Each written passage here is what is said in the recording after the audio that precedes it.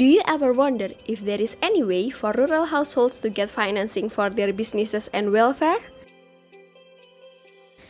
Do you ever wonder if there is an institution that focuses on such matter?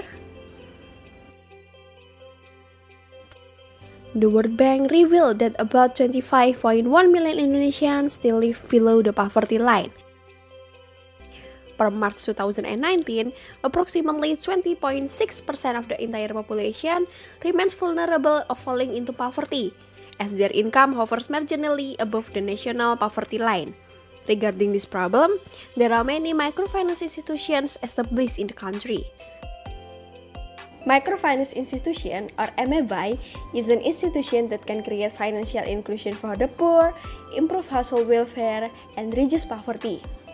There are several types of MFIs, namely governmental and non-governmental organizations, rural banks, village banks, and cooperatives. As Indonesia is the country with the largest Muslim population, there is also one called Islamic MFIs.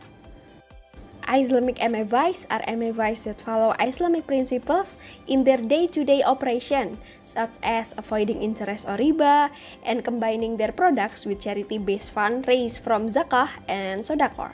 Their products and services must also be halal. This means that it mustn't get involved with non-halal activities, such as pork, alcohol, and drugs.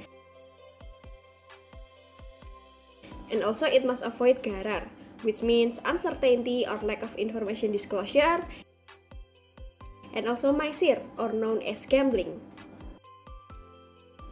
How does Islamic MFIs gain their profit?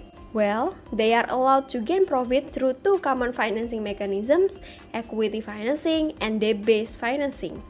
In equity financing, Islamic MFIs share profits with their clients since two or more parties are involved in a profit-sharing agreement, whereby the parties share their resources on a project and generate a return based on a pre-agreed ratio. Meanwhile, in a debt-based financing, it is a non-profit and loss sharing, or we call it as a PLS agreement, in which Islamic MFIs may earn fee from it.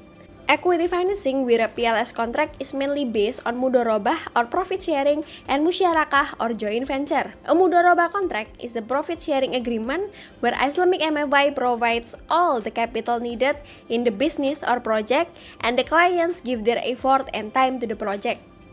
The profits are shared in a fixed ratio and losses are borne by the Islamic MFI. Meanwhile, a musyarakah contract is a PLS agreement where two or more parties contribute their equity to a project and profits are shared based on an agreement and losses are shared on an equity participation basis. In the other hand, debt-based financing with non-PLS contracts are murabahah, ba'i salam, ijarah wa iktina, and qard al-hasanah. Murabahah is a contract used for short-term financing. Under this contract, the seller discloses the real cost and profit of the products to the buyer. Negotiation of a profit margin is possible and installment payments are common. A ba'i salam is a contract similar to a forward contract. Under this contract, the seller and the buyer agree to a future transaction whereby the buyer pays the full amount of the price and the seller promises to deliver the goods.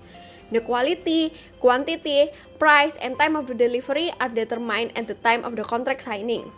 Ijarah wa iktina is a lease transaction consisting of ijarah or pure leasing and ijarah wa iktina or lease and purchase.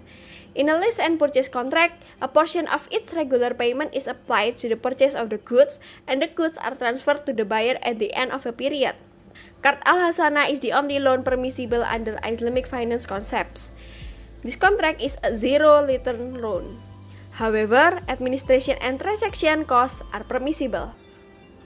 Even though equity financing is more ideal for Islamic microfinance, debt-based financing is more common.